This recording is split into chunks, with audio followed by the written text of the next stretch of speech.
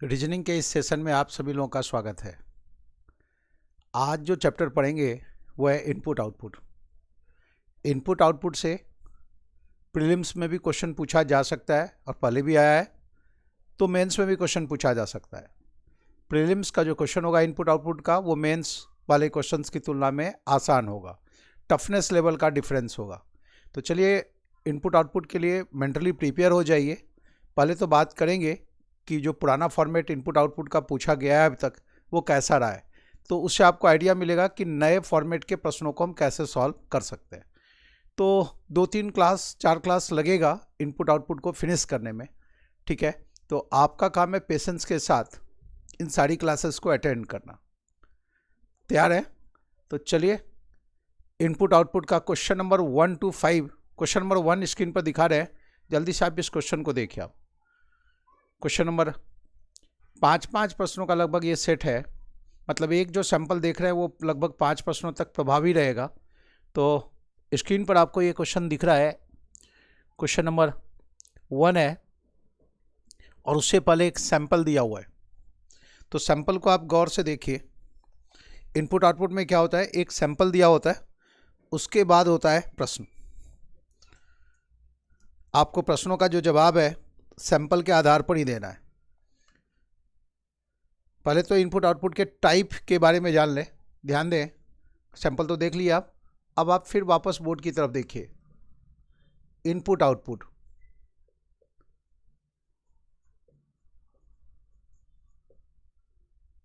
इस चैप्टर का जो प्रश्न होता है बहुत आसानी से आप सॉल्व कर सकते हैं, बहुत ज़्यादा सोचने की ज़रूरत इसमें नहीं है।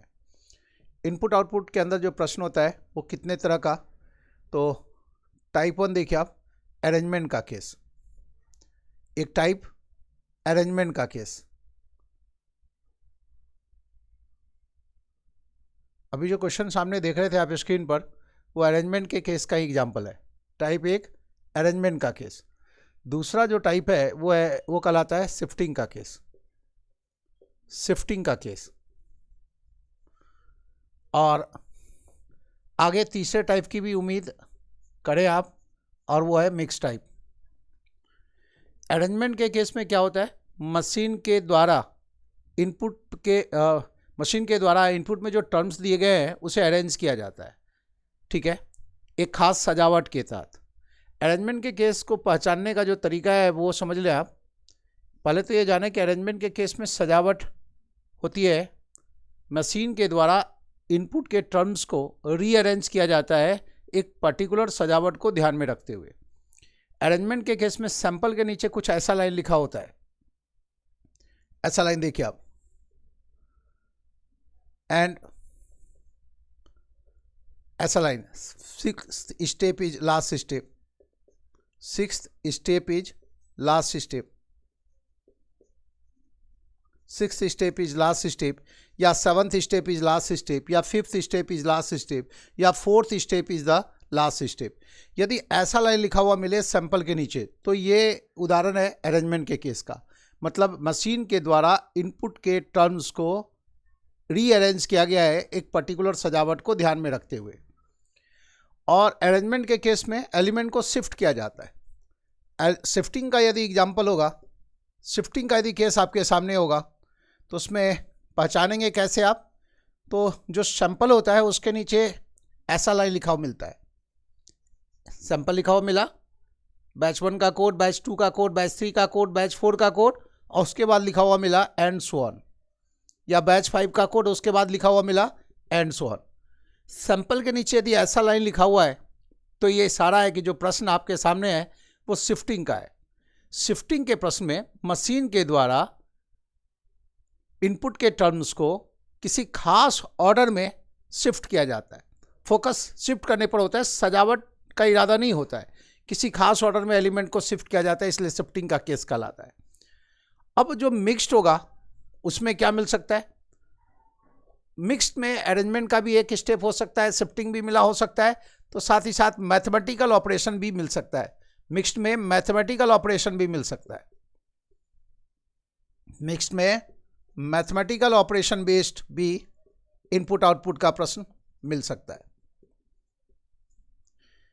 यदि पुराने पेपर्स को उठा के देखें तो ज़्यादा जो केस आया वो अरेंजमेंट का है, तो सबसे ज़्यादा ज़रूरी है नंबर 1।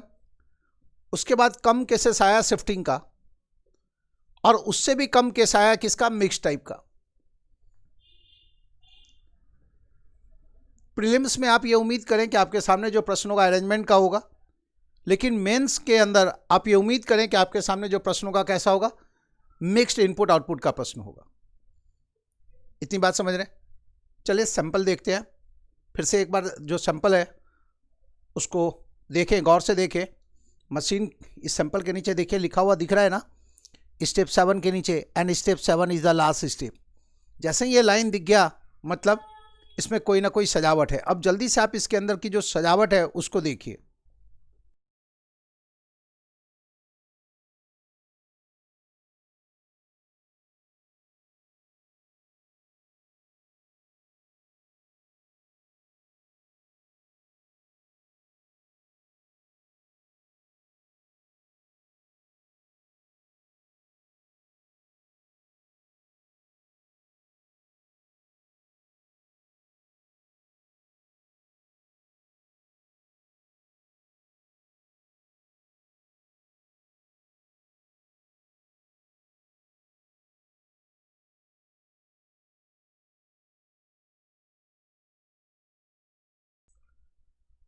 क्वेश्चन नंबर 1 में जो सैंपल देख रहे हैं आप, उसमें देखिए आप इनपुट में क्या क्या है।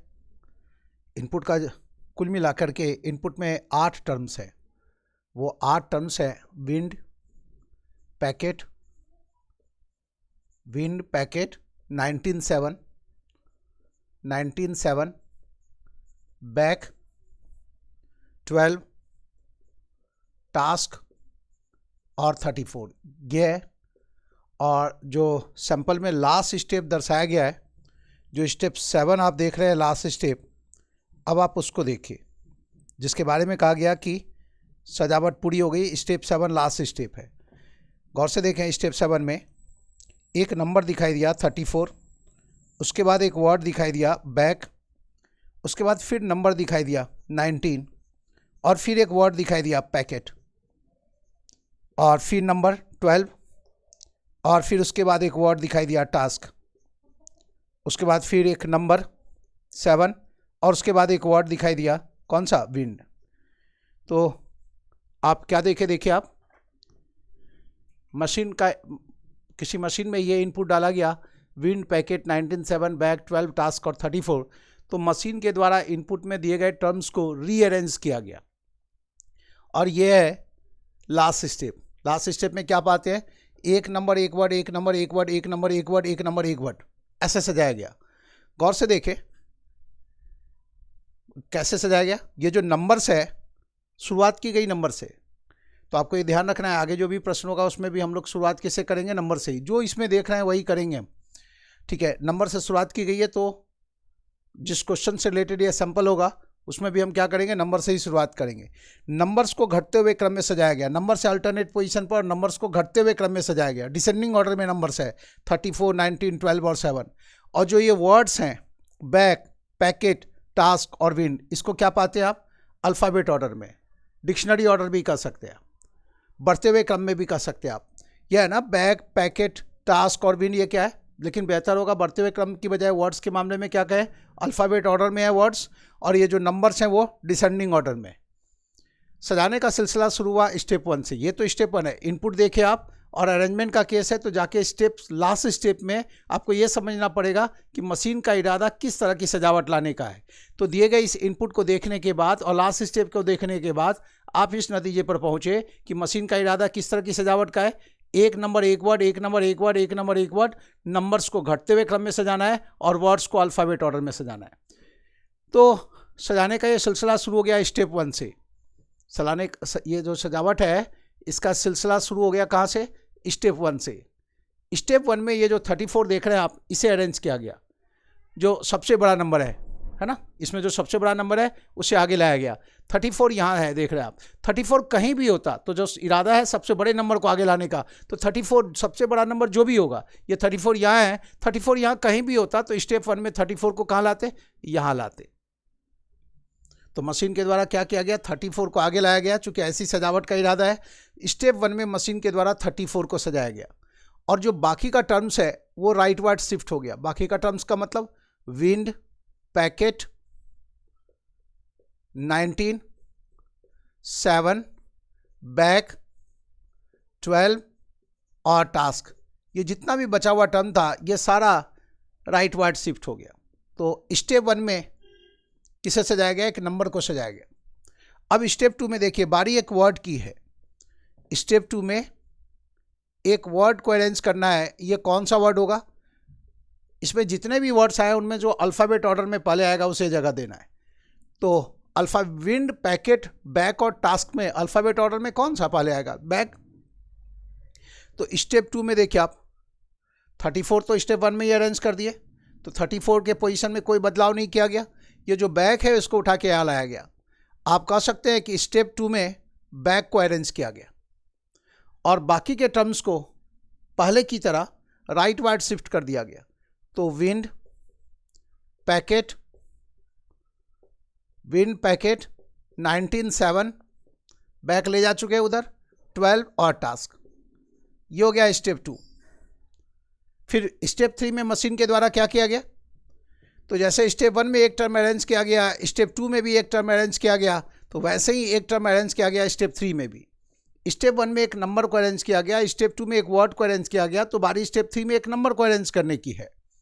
तो ये जो बचे हुए नंबर्स हैं 19, 7 और 12 में बड़ा नंबर कौन सा है, 19, चूँकि 34 के बाद जो नेक्स्ट टर्म बड़ा नंबर है वो 19 है।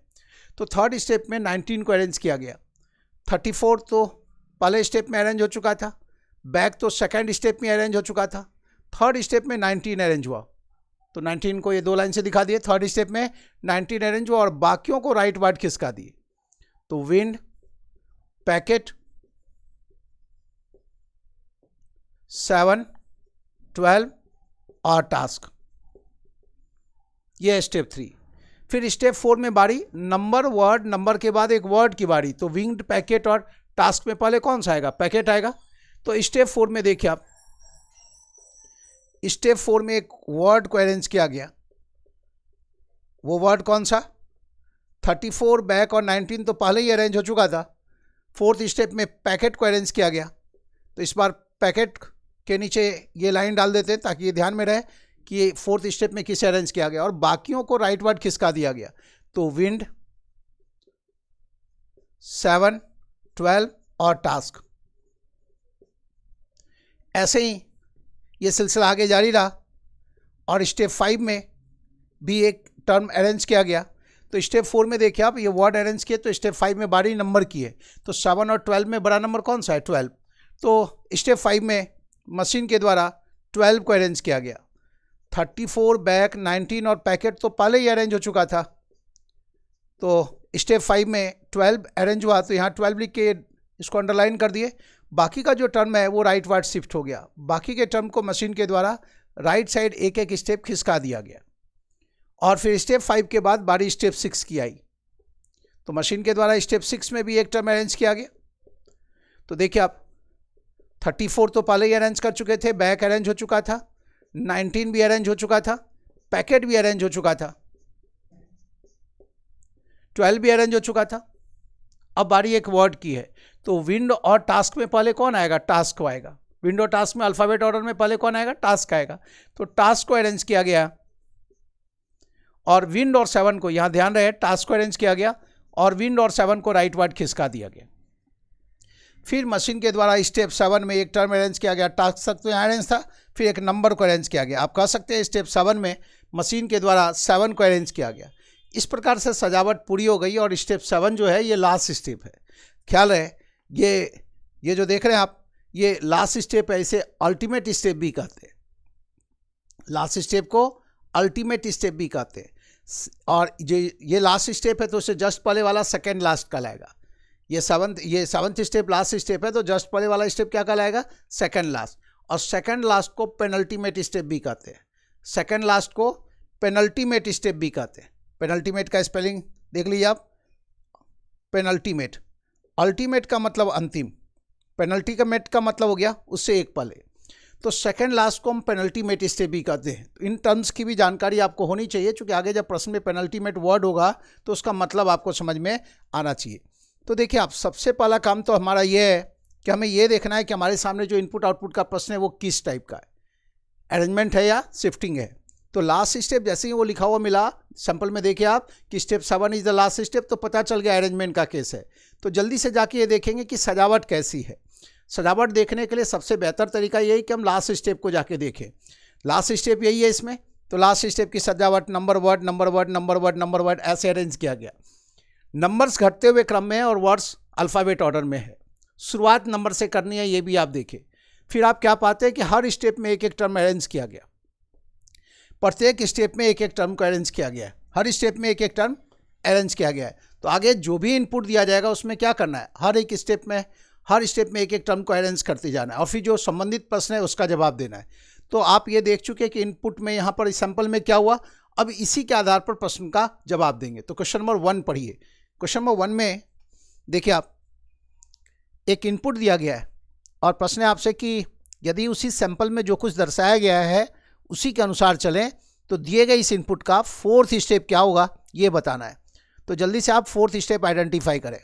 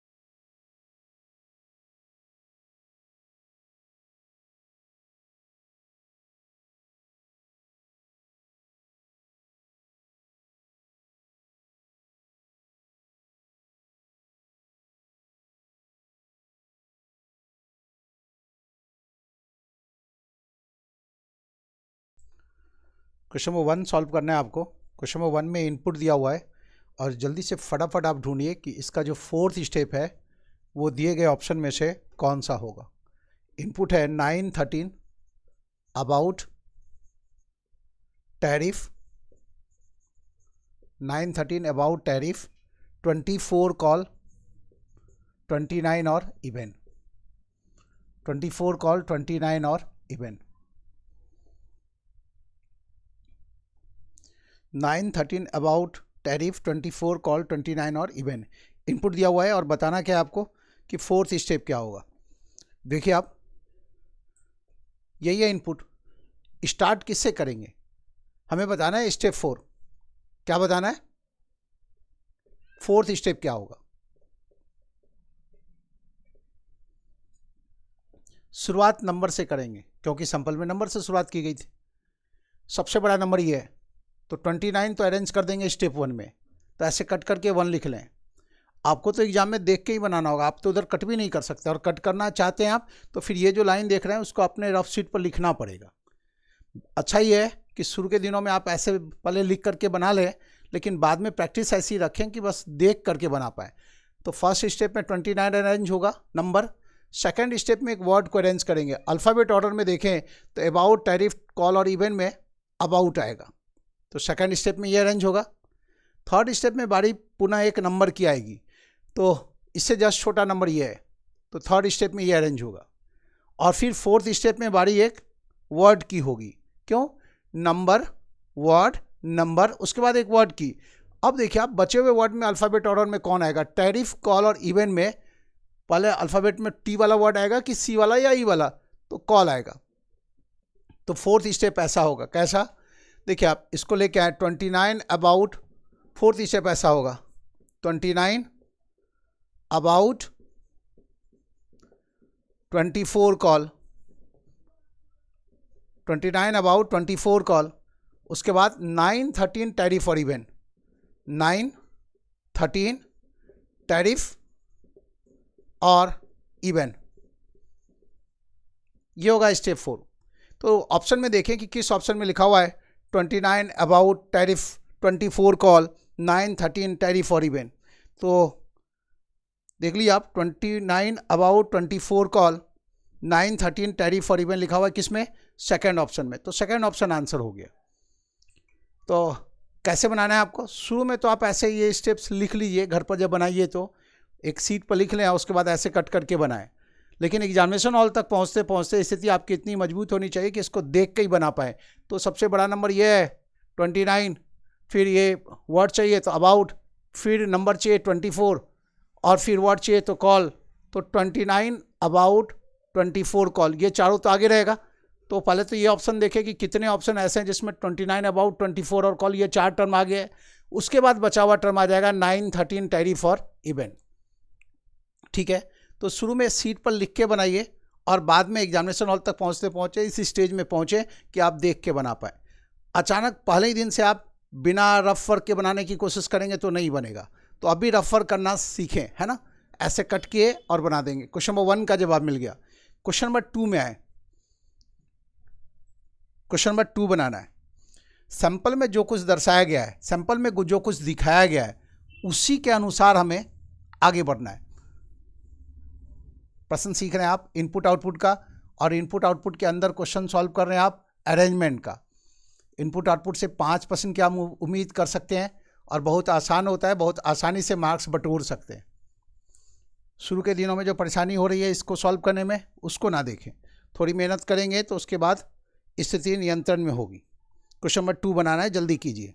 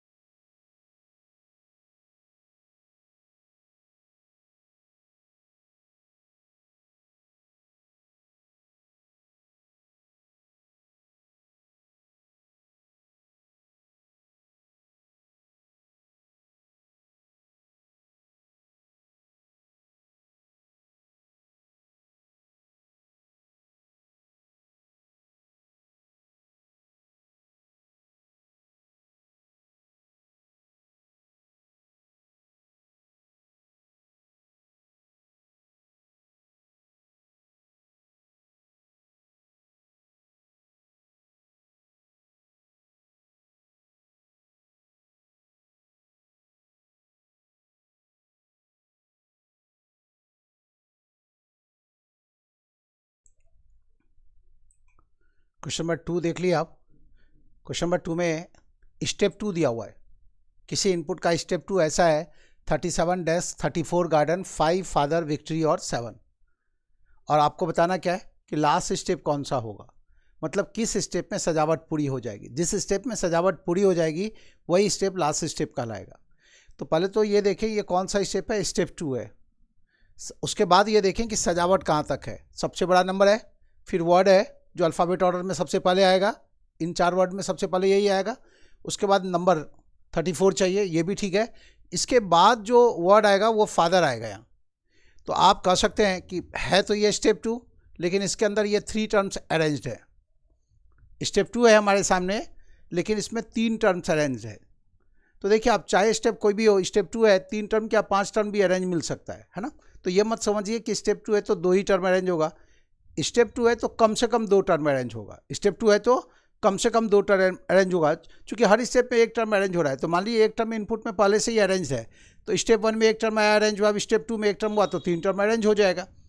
तो यहाँ पर 34 तक अरेंज है, नंबर अरेंज हुआ, फिर वर्ड अरेंज हुआ, फिर नंबर अरेंज्ड है ना। इतना काम किया हुआ है। अब नंबर वर्ड नंबर के बाद बारी वर्ड की आएगी। तो फादर को अरेंज करेंगे हम किस में, थर्ड स्टेप में फादर को अरेंज करेंगे। क्यों, नंबर वर्ड फिर नंबर, उसके बाद बारी किसकी, वर्ड की, ठीक है। तो थर्ड स्टेप में, क्यों थर्ड होगा, क्योंकि वो सेकंड स्टेप था, तो सेकंड स्टेप के बाद क्या आना है, थर्ड स्टेप आना है। अब उसके बाद बारी एक नंबर की, तो 17 को अरेंज करेंगे किसमें, फोर्थ स्टेप में। तो पहले तो आप ये देखें कि जो फोर्थ स्टेप होगा, जो स्टेप 4 होगा वो कैसा दिखेगा आपको, स्टेप 4 कैसा होगा। तो देखिए आप 37 डेस्क 34 और उसके बाद आ जाएगा फादर और 17, 34 फादर और उसके बाद 17 आ गया, और उसके बाद बचा हुआ टर्म गार्डन 5 और विक्ट्री। उसके बाद बचे हुए टर्म्स को यहाँ लिख दिए, गार्डन 5 और विक्ट्री। तो जो फोर्थ स्टेप होगा वो ऐसा होगा, ठीक है। फोर्थ स्टेप में आप कहाँ तक सजाए, 17 तक सजाए, लेकिन बचे हुए टर्म्स फोर्थ स्टेप में देखिए 17 तक सजाए, लेकिन बचे हुए टर्म्स को देखिए आप, 17 के बाद बारी आएगी एक वर्ड की, तो गार्डन और विक्ट्री में गार्डन ही आएगा, उसके बाद एक नंबर, तो 5 का ही आना है, 5 ही आएगा यहाँ पर, और फिर एक वर्ड आएगा। यहाँ हम आपसे ये कहना चाह रहे हैं कि ये जो लास्ट का 3 टर्म है ना, जब स्टेप 4 में 17 को अरेंज किए तो जो बचा हुआ 3 टर्म्स है वो खुद ब खुद अरेंज हो गया। जब स्टेप 4 में ये 17 अरेंज हुआ तो ये जो गार्डन 5 और विक्ट्री है ये खुद ब खुद अरेंज हो गया, स्वतः अरेंज हो गया, ठीक है। तो अब आगे अरेंजमेंट की जरूरत ही नहीं है, तो स्टेप 4 ही लास्ट स्टेप है। आपसे पूछा गया कि लास्ट स्टेप कौन सा है, तो आप क्या कहेंगे, स्टेप 4 लास्ट स्टेप होगा। तो दिए गए ऑप्शन में हमें चाहिए लिखा हुआ स्टेप 4। अब आप देखिए किस ऑप्शन में ये लिखा हुआ है स्टेप 4, कौन सा ऑप्शन है, तो थर्ड ऑप्शन में ऐसा लिखा हुआ है स्टेप 4। तो क्वेश्चन नंबर 2 का आंसर होगा 3। इतनी बात समझ गए। सेकंड स्टेप दिया हुआ है, पूछा गया कौन सा स्टेप लास्ट स्टेप होगा, तो थर्ड स्टेप में इसे अरेंज करना पड़ेगा, फोर्थ स्टेप में इसे लाएंगे, उसके बाद ये जो गार्डन 5 और विक्ट्री है ये स्वतः अरेंज हो जाएगा, और जैसे ही ये स्वतः अरेंज हो गया तो यही लास्ट स्टेप हो गया।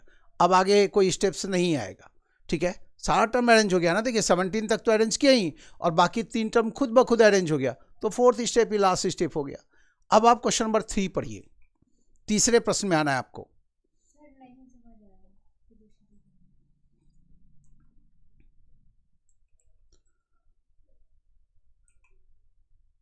देखिए आप सबसे पहले तो जरूरत यह है कि जो सैंपल है वो सभी को समझ में आना चाहिए। यदि आप सैंपल नहीं समझ में आया तो फिर ये क्वेश्चन नहीं बनेगा। तो क्या सैंपल में जो बात समझाई गई है वो इतनी बात समझ गए, यस या नो में जल्दी फटाफट जवाब दें। क्वेश्चन नंबर 2 में क्या था कि स्टेप 2 दिया हुआ है और आपसे पूछा गया कि कौन सा स्टेप लास्ट स्टेप होगा। तो आप बारी बारी से स्टेप्स लिख करके भी बना सकते हैं। जब आप घर पर प्रयोग करेंगे तो बारी बारी से लिख करके बनाएं, तो लिख के बनाना कोई गलत बात नहीं। देखिए इसी चीज़ को लिख के समझाते हैं, थोड़ा सा और रफ फर्क बढ़ा देते हैं। स्टेप 2 दिया हुआ ये क्वेश्चन एक बार पढ़ लीजिए फिर से, क्वेश्चन नंबर 2 फिर से लगा रहे हैं। यदि बात नहीं समझ में आए तो क्वेश्चन नंबर 2 को एक बार फिर से पढ़ लीजिए ताकि एक्सप्लेनेशन समझ में आए। सैंपल वही है, ठीक है, जो क्वेश्चन नंबर 1 में सैंपल था वही यहाँ भी है। और आपको बताना क्या है, स्टेप 2 दिया हुआ है और प्रश्न है लास्ट स्टेप कौन सा होगा, मतलब किस स्टेप में सजावट पूरी हो जाएगी, ठीक है। तो स्टेप 2 में सजावट कहाँ तक है वो देखिए आप, कैसे सजाना है। सबसे बड़ा नंबर, तो सबसे बड़ा नंबर आ चुका है। उसके बाद क्या चाहिए, वह वर्ड जो अल्फ़ाबेट ऑर्डर में सबसे पहले आएगा। तो इन 4 वर्ड्स में से अल्फ़ाबेट ऑर्डर में पहले कौन सा आएगा, डेस्क आएगा, तो ये भी अरेंज है। उसके बाद नंबर्स में कैसे सजाना है, नंबर्स को घटते हुए क्रम में। तो 37 से जो जस्ट छोटा नंबर इसमें कौन सा है, 34 ही है, तो ये भी अपनी जगह पर है। लेकिन वर्ड्स को अल्फ़ाबेट ऑर्डर में सजाना है, तो डेस्क के बाद जो वर्ड आएगा वो कौन आएगा, फादर आएगा। लेकिन इसमें क्या है, गार्डन है यहाँ पर। तो आप क्या कहेंगे कि यहाँ तक तो अरेंज्ड है ना। तो स्टेप 3 में किसे अरेंज करेंगे, देखिए आप स्टेप 3 हमारा कैसा होगा, 37 डेस्क 34। अब देखिए आप नंबर वर्ड नंबर के बाद, ये लाइन सुनना है, नंबर वर्ड नंबर के बाद बारी आएगी एक वर्ड की। तो गार्डन, फादर और विक्ट्री में अल्फ़ाबेट ऑर्डर में पहले कौन सा आएगा, जी, एफ और वी में इन 3 लेटर्स में से पहले कौन आएगा, तो पहले एफ वाला वर्ड आएगा। तो यहाँ फादर अरेंज किए, तो स्टेप 3 में फादर अरेंज किए, और बाकी का जो टर्म है ना उसको राइट वर्ड खिसका दे। गार्डन, फादर अरेंज कर लिया, गार्डन 5 और विक्ट्री और 17 को राइट साइड में शिफ्ट कर दे। अब बारी स्टेप 4 की है। थर्ड स्टेप के बाद बारी कौन सा स्टेप की, स्टेप 4 की। स्टेप 4 देखिए आप, 37 डेस्क, ये सब तो अरेंज हो चुका है पहले ही, 34 भी अरेंज हो चुका है। फादर को आप थर्ड स्टेप में अरेंज किए तो ये सब तो वैसे ही रहेगा, ठीक है। अब बारी किसकी, नंबर वर्ड के बाद बारी एक नंबर की। तो 5 और 17 में किसे अरेंज करेंगे, तो 17 को यहाँ अरेंज किए, बाकी के जो टर्म्स है उसको राइट वाइट खिसकाएंगे, गार्डन 5 और विक्ट्री, बाकी के टर्म्स को क्या किए, राइट वाइट खिसका दिए। तो फोर्थ स्टेप ऐसा होगा, फोर्थ स्टेप में किसे सजाए, 17 को सजाए। अब आगे का स्टेप तो तब होगा ना जब सजावट पूरी नहीं होगी। फोर्थ स्टेप में देखिए 17 को सजाए, उसके बाद क्या चाहिए, एक वर्ड चाहिए। कौन सा वर्ड आएगा, डेस्क फादर के बाद इन दो शब्दों में से कौन सा आएगा, गार्डन आएगा। क्यों, अल्फ़ाबेट ऑर्डर में गार्डन जी पहले आएगा, वी वाला वर्ड बाद में आएगा। तो देखिए ये अपनी जगह पर है, उसके बाद एक नंबर आएगा, तो नंबर भी अपनी जगह पर है, उसके बाद एक वर्ड आएगा, तो अब वर्ड आप कह सकते हैं ये तीनों टर्म अरेंज है ऑलरेडी। जब आप 17 को अरेंज किए स्टेप 4 में, तो बाकी का जो 3 टर्म्स है देख लीजिए आप, बाकी का 3 टर्म्स स्वतः अरेंज हो गया, तो आगे बढ़ने की ज़रूरत नहीं है। मान लीजिए नहीं अरेंज होता तब ना भी और स्टेप्स की आवश्यकता होती, तो फोर्थ स्टेप में ही काम खत्म हो गया। 17 तक अरेंज किए और बाकी का 3 टर्म्स स्वतः अरेंज मिला, ठीक है, और तो काम ही खत्म हो गया। तो स्टेप 4 ही लास्ट स्टेप हो गया। प्रश्न यही आपसे कि कौन सा स्टेप लास्ट स्टेप है, लेकिन इतना लिख के बनाएंगे तो देर होगी ना, तो उसके लिए क्या करते हैं, ये 3 टर्म तो पहले ही अरेंज है स्टेप 2 में, नंबर वर्ड नंबर, तो बारी एक वर्ड की, तो थर्ड स्टेप में इसे अरेंज करेंगे, किए ना आप थर्ड स्टेप में फादर को। फिर फोर्थ स्टेप में बारी किसकी, वर्ड के बाद एक नंबर की बारी, तो 37 34 के बाद अब इससे छोटा नंबर इन दोनों में से कौन सा है, इससे बड़ा नंबर ये 17, डिसेंडिंग ऑर्डर में समझ में आना चाहिए, तो ये 17 को अरेंज किए फोर्थ स्टेप में। उसके बाद जो बचा हुआ टर्म है गार्डन 5 और विक्ट्री ऑलरेडी अरेंज्ड है, तो लिखना कम पड़े इसके लिए यहीं पर कट करके बनाने की कोशिश कीजिए। ये था क्वेश्चन नंबर 2, लेकिन ध्यान रहे आगे बात तब भी समझ में आएगी जब आपको सैंपल समझ में आया हो। सैंपल में क्या हुआ है कि एक नंबर एक वर्ड एक नंबर एक वर्ड एक नंबर एक वर्ड इस तरह से अरेंज किया गया है। शुरुआत नंबर से की गई है, नंबर्स को घटते हुए क्रम में सजाया गया है, नंबर्स को अल्टरनेट पोजीशन पर रखा गया है और वर्ड्स को अल्फ़ाबेट ऑर्डर में सजाया गया है। तो डिसेंडिंग ऑर्डर मतलब घटता हुआ क्रम समझ में आना चाहिए, अल्फ़ाबेट ऑर्डर में समझ में आना चाहिए। अभी तो बहुत सारा क्वेश्चन बनाएंगे तो बात समझ में आ जाएगी। क्वेश्चन नंबर 3 में आ जाइए, तीसरा प्रश्न पढ़ें और कोशिश जरूर करें सॉल्व करने का।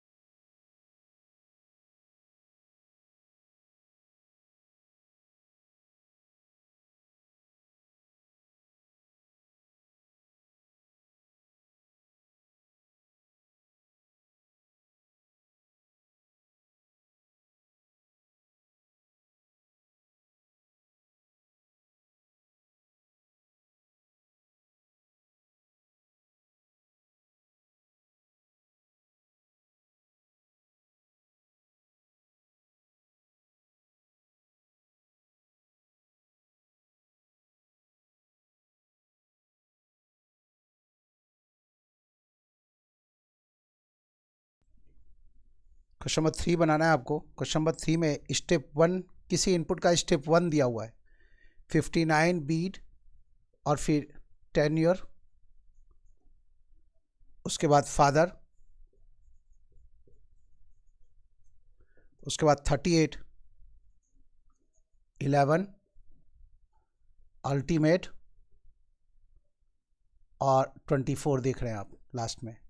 स्टेप 1 है इनपुट, किसी इनपुट का 59 बीट 10 योर फादर 38 11 अल्टीमेट और 24, और आपको बताना है कि ऐसी अवस्था में स्टेप 3 क्या होगा। कौन सा स्टेप बताना है? स्टेप 3 क्या होगा, क्या दिया हुआ है, ध्यान दे, क्या दिया हुआ है? स्टेप 1 दिया हुआ है, बताना क्या है स्टेप 3। पहले देख लेना आप, अब इसको इनपुट नहीं समझ ले, ये स्टेप 1 दिया हुआ है, इनपुट नहीं है, स्टेप 1 है, और स्टेप 3 बताना है। तो पहले तो ये देखें कि इसमें सजावट कहाँ तक है। तो देखिए आप, ये 59 सबसे बड़ा नंबर हमें चाहिए, सबसे आगे ये ऑलरेडी है। उसके बाद वर्ड्स की बात करें तो इन 4 शब्दों में ये अरेंज होगा, तो ये भी है। तो आप कह सकते हैं कि स्टेप 1 में यहाँ तक तो अरेंज्ड है, यहाँ तक तो अरेंज्ड है, सबसे बड़ा नंबर आगे है। सेकंड पोजीशन पर वर्ड को रखना है, और वो कौन सा वर्ड होगा जो अल्फ़ाबेट ऑर्डर में सबसे आगे आएगा, वो भी है। अब बारी नंबर की है, तो सेकंड स्टेप में नंबर को अरेंज करेंगे। 59 से छोटा, जस्ट छोटा इनमें से कौन सा नंबर है? 38 11 और 24 में कौन सा नंबर ऐसा है जो 59 से जस्ट छोटा है? या आप ऐसे सोचें कि बचे हुए नंबर्स में से सबसे बड़ा नंबर कौन सा है, तो 38 है, तो 38 को अरेंज करेंगे सेकंड स्टेप में। फिर बारी थर्ड स्टेप में एक वर्ड की, तो बचे हुए वर्ड्स में से 10 योर फादर और अल्टीमेट में से कौन सा आएगा अल्फ़ाबेट ऑर्डर में, बचे हुए शब्दों में से 10 योर फादर अल्टीमेट में, तो बारी है फादर की। तो थर्ड स्टेप में फादर को अरेंज करेंगे। तो थर्ड स्टेप कैसा होगा वो देखिए आप, 59 बीड, और जब सेकंड स्टेप में ये 38 को अरेंज करेंगे तो 38 तो यहाँ आ जाएगा ना, सेकंड स्टेप में जब 38 को अरेंज करेंगे तो 38 यहाँ आ जाएगा। और थर्ड स्टेप में जब फादर को अरेंज किए तो 38 के बाद फादर आ जाएगा।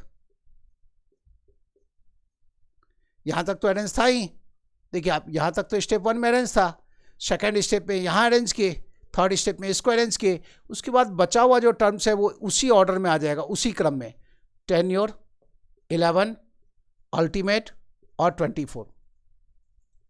अब हम आगे नहीं बढ़ेंगे, क्यों नहीं बढ़ेंगे? क्योंकि हमें स्टेप 3 बताना है।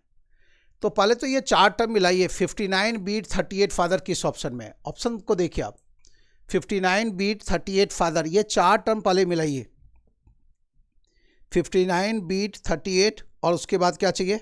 फादर चाहिए। 59 बीट 38 फादर ये दिख रहा है कहाँ? चौथे में। अब बचा हुआ 4 टर्म क्या चाहिए? 10 योर 11, बचा हुआ 4 टर्म देखिए आप, 10 योर 11 अल्टीमेट और 24, ये देखिए, पहले तो ये 4 टर्म मिलाइए। तो ये 4 टर्म देखिए आप किस ऑप्शन में है? फोर्थ ऑप्शन में। फिर इतनी बात मिला है, 10 योर 11 अल्टीमेट 24, तो देखिए आप कि क्या फोर्थ में ये सारा सब कुछ है? 59 बीट 38 फादर 10 योर 11 अल्टीमेट 24 है, तो यही आंसर हो गया। तो थर्ड का आंसर क्या? फोर्थ। देखिए स्टेप 1 में ये दोनों तो अरेंज हैं, और फिर स्टेप 2 में जब 38 को अरेंज करेंगे तो 38 यहाँ ला के रखेंगे बीट के बाद, और फिर स्टेप थर्ड में जब फादर को अरेंज करेंगे तो फादर को यहाँ ला के रखेंगे, और आगे नहीं बढ़ेंगे क्योंकि थर्ड स्टेप ही पूछा जा रहा है। बाकी बचा हुआ टर्म्स तो एज इट इज आ जाएगा उसी ऑर्डर में। तो यही आंसर है क्वेश्चन नंबर 3 का, ठीक है। अब आ जाइए क्वेश्चन नंबर 4 में, चौथा प्रश्न पढ़े आप। क्वेश्चन नंबर 4 पढ़ना है आपको।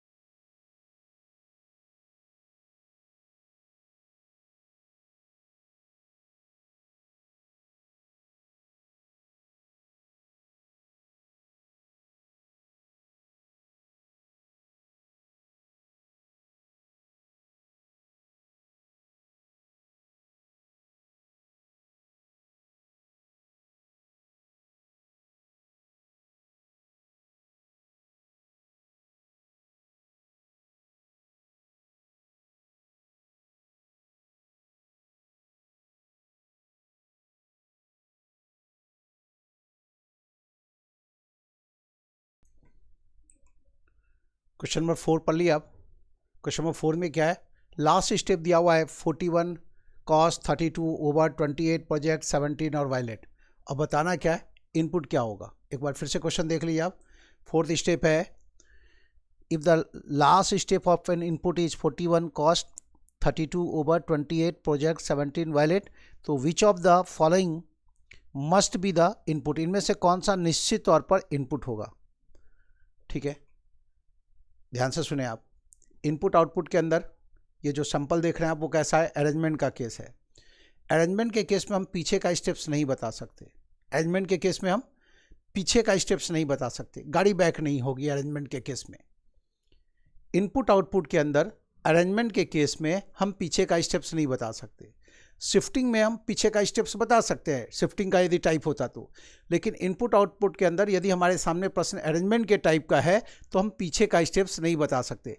लास्ट स्टेप दिया हुआ है ना, तो लास्ट स्टेप के जस्ट पीछे वाला जो सेकंड लास्ट है ना, वो हम नहीं बता सकते। इनपुट तो बहुत दूर की बात है, ये लास्ट स्टेप दिया हुआ है, इसके जस्ट पीछे वाला स्टेप्स हम नहीं बता सकते, तो इनपुट तो बहुत दूर की बात है। तो सीधा सीधा आपको ये याद रखना है कि इनपुट आउटपुट के अंदर अरेंजमेंट के केस में हम पीछे के स्टेप्स को नहीं फाइंड आउट कर सकते। तो ऐसे प्रश्न में हमारा आंसर क्या होगा, कान बी डिटरमाइंड। तो ऐसा प्रश्न यदि मिल गया, ख्याल ये भी रखिए कि यदि अरेंजमेंट का 5 प्रश्न आया तो उसमें से एक प्रश्न में पीछे का स्टेप्स ही पूछते हैं। कोई एक प्रश्न ऐसा होगा जिसमें पीछे का स्टेप्स पूछा जा रहा होगा। तो ख्याल है कि हम वैसे प्रश्न का इंतजार ही करेंगे कि अरेंजमेंट के केस में हम पीछे का स्टेप्स नहीं बता सकते। तो आंसर क्या होगा, कान बी डिटरमाइंड। आंसर क्या होगा, कान बी डिटरमाइंड। तो बिना कोई वक्त गंवाए ऐसे प्रश्न का जवाब आपको क्या ऑप्ट करना है, कान बी डिटरमाइंड। तो दिए गए ऑप्शन को देखिए आप, कान बी डिटरमाइंड किस ऑप्शन में, तो वही ऑप्शन आपका आंसर होगा। चौथे ऑप्शन में देख रहे हैं आप कान बी डिटरमाइंड, तो 4th ऑप्शन आंसर है। अब आप क्वेश्चन नंबर 5 में आ जाइए। लेकिन 5 में जाने से पहले एक बार फिर हम आपको याद दिला दें, इनपुट आउटपुट के अंदर अरेंजमेंट के केस में हम पीछे का स्टेप्स नहीं बता सकते, है ना। तो ये ध्यान में रखना है। क्वेश्चन नंबर 5 में है, क्वेश्चन नंबर 5 आपके सामने है, जल्दी से 5 बनाइए।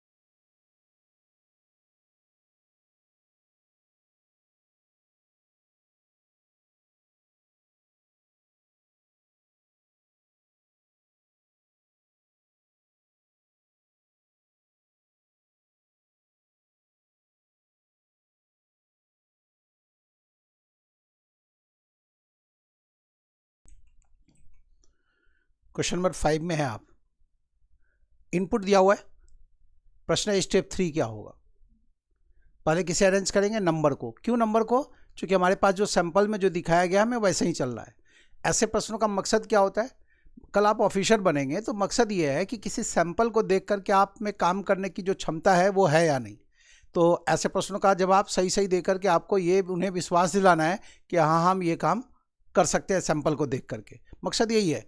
तो एक सैंपल दिया गया, उसमें क्या हुआ है उसको देखना है और उसकी नकल यहाँ करनी है ना। तो इनपुट दिया हुआ है और 3rd स्टेप बता रहा है। तो सबसे बड़ा नंबर ढूंढेंगे, इसमें सबसे बड़ा नंबर है ये 51, कट किए लिखे 1। स्टेप 1 हमारा कैसा होगा, स्टेप 1 में ये 51 आगे आ जाएगा। तो स्टेप 1 ऐसा होगा, देखिए आप 51 यहाँ आ जाएगा और 24 12 इंट्री साइन बटर 32 और कैरी, ऐसा हो जाएगा स्टेप 1। उसके बाद बारी किसकी, एक वर्ड को अरेंज करने की। ये जो 4 शब्द दिए गए इसमें अल्फ़ाबेट ऑर्डर में कौन सा आएगा, ई एस बी और सी में पहले कौन सा आएगा, ये आएगा। तो सेकंड स्टेप में बटर को अरेंज करेंगे। सेकंड स्टेप कैसा होगा, तो ये 51 आगे होगा सबसे आगे, उसके बाद बटर होगा और बाकी का टर्म उसी ऑर्डर में। तो 51/24, 12 एंट्री, सैंड, 32 और कैरी, ये तो हुआ सेकेंड स्टेप। लेकिन आपको बताना क्या है, थर्ड स्टेप। तो देखिए आप नंबर वर्ड के बाद बारी आएगी एक नंबर की। 24, 12 और 32 में बड़ा नंबर कौन सा है, 32। तो 32 को अरेंज करेंगे। तो थर्ड स्टेप हमारा ऐसा होगा, सबसे पहले तो आगे आ जाएगा 51, 51 के बाद होगा बटर, बटर के बाद होगा 32, और उसके बाद जो बचा हुआ टर्म्स है उसी ऑर्डर में आएगा। बचा हुआ टर्म्स का मतलब 24, 12 एंट्री, सैंड और कैरी, ये आ जाएगा। यही हमारा आंसर होगा। अब दिए गए ऑप्शन में किस में लिख, पहले तो ये चार टर्म मिलाइए, 51, बटर, 32 और 24, और उसके बाद ये चार टर्म मिलाएंगे, 12 एंट्री, सैंड और कैरी। कौन सा ऑप्शन है जिसमें ये लिखा हुआ है 51, बटर, 32, 24, 12 एंट्री, सैंड और कैरी? कौन सा ऑप्शन है ये देखिए आप, 51, बटर, 32, उसके बाद 24, 12 एंट्री, सैंड और कैरी, ऐसा किस में लिखा हुआ है? ऐसा लिखा हुआ है पहले ही ऑप्शन में। तो 5 का आंसर क्या होगा, 1 होगा। ऐसा लिखा हुआ है पहले ही ऑप्शन में, तो 5 का आंसर होगा 1। ये देखिए आप, इनपुट दिया हुआ था थर्ड स्टेप बताना है, तो फर्स्ट स्टेप में 51 अरेंज हुआ, सेकंड स्टेप में बटर अरेंज होगा, थर्ड स्टेप में 32 अरेंज करेंगे, ये तीनों आगे आ गया। और बाकी का जो टर्म्स है वो उसी ऑर्डर में, मतलब बाकी के टर्म्स के ऑर्डर में कोई फेरबदल नहीं करेंगे, बाकी जो बचा हुआ टर्म्स है उसी ऑर्डर में शिफ्ट हो जाएगा। तो ये 3 टर्म आगे आ गया, और उसके बाद जो बाकी बचा हुआ टर्म्स है 24, 12 एंट्री, सैंड, कैरी, जिस ऑर्डर में बचा हुआ है उसी ऑर्डर में उसको लिख देंगे। यही आंसर है। थर्ड से आगे नहीं बढ़ेंगे, क्यों नहीं? क्योंकि हमें थर्ड स्टेप ही पूछा गया, जो पूछा गया है वही बताना है। अब आ जाइए क्वेश्चन नंबर 6 में।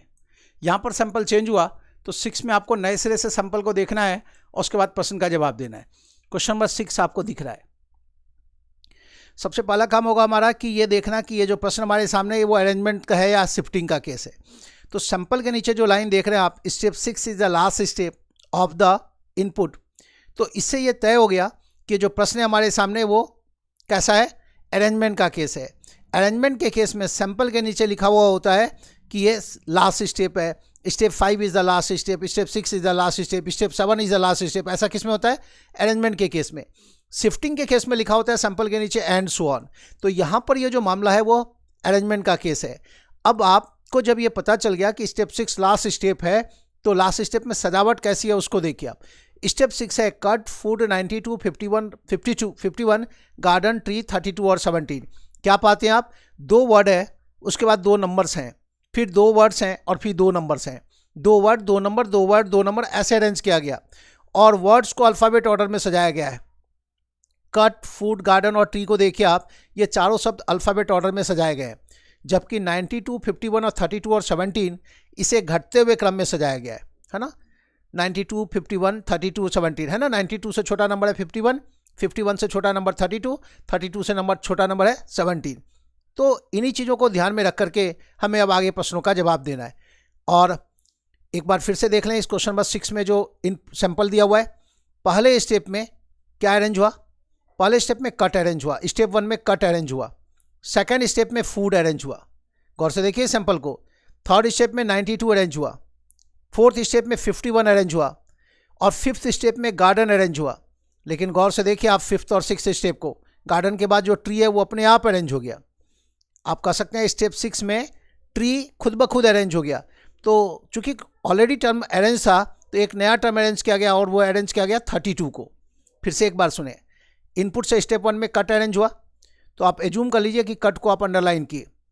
स्टेप 1 से 2 में फूड अरेंज हुआ, 2 से 3 में 92 अरेंज हुआ, 3 से 4 में 51 अरेंज हुआ, 4 से 5 में गार्डन अरेंज हुआ, 5 से 6 में बारी ट्री की थी लेकिन ट्री ऑलरेडी अरेंज था तो 32 को अरेंज किया गया और उसके बाद अरेंजमेंट की ज़रूरत नहीं हुई। क्यों? क्योंकि सारा टर्म अरेंज हो चुका था, क्योंकि लास्ट वाला तो खुद ब खुद अरेंज हो गया 17। अब क्वेश्चन नंबर 6 बनाना है आपको। 6 में क्या देख रहे हैं, स्टेप 4 दिया हुआ है ना। Step 4 of an input is और मोर 82, 63, 12, 31 क्वाइट और न्यू। और बताना क्या है कि सेकंड स्टेप कौन सा होगा। गौर से देखिए आप, स्टेप 4 दिया हुआ है और सेकंड स्टेप पूछा जा रहा है, मतलब गाड़ी बैक करने को कहा जा रहा है।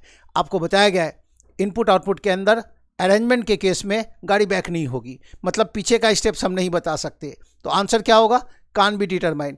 तो ऐसे प्रश्नों को पलक झपकते के साथ ही आप बना सकते हैं तो 6 का आंसर 4 क्या कान बी डिटरमाइंड। समझ रहे हैं?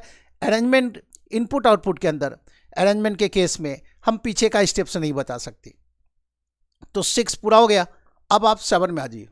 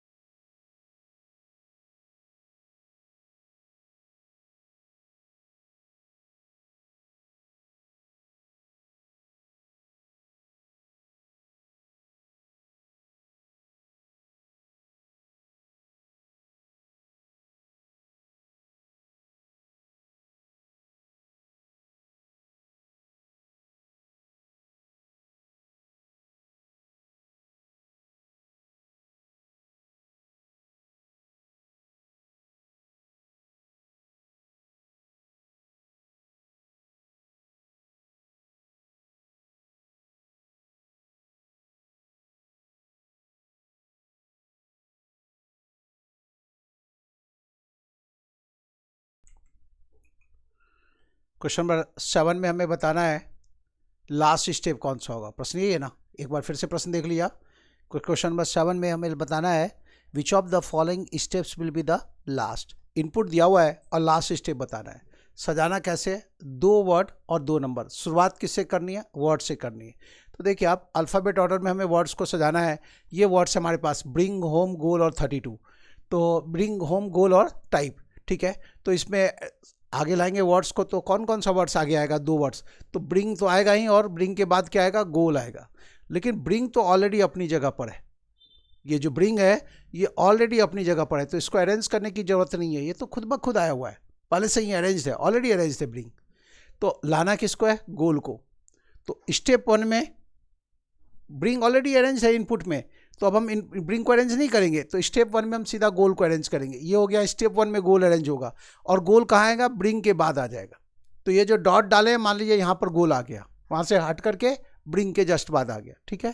तो ब्रिंग के बाद ये गोल आ गया, 2 वर्ड अरेंज हो गया। अब बारी 2 नंबर्स की है, और नंबर्स को कैसे अरेंज करना है? नंबर्स को एक बार फिर से देख लीजिए आप सैंपल में। नंबर्स को सैंपल में कैसे अरेंज किया गया है? घटते हुए क्रम में 92, 51, 32, 79 ऐसे लाया गया है।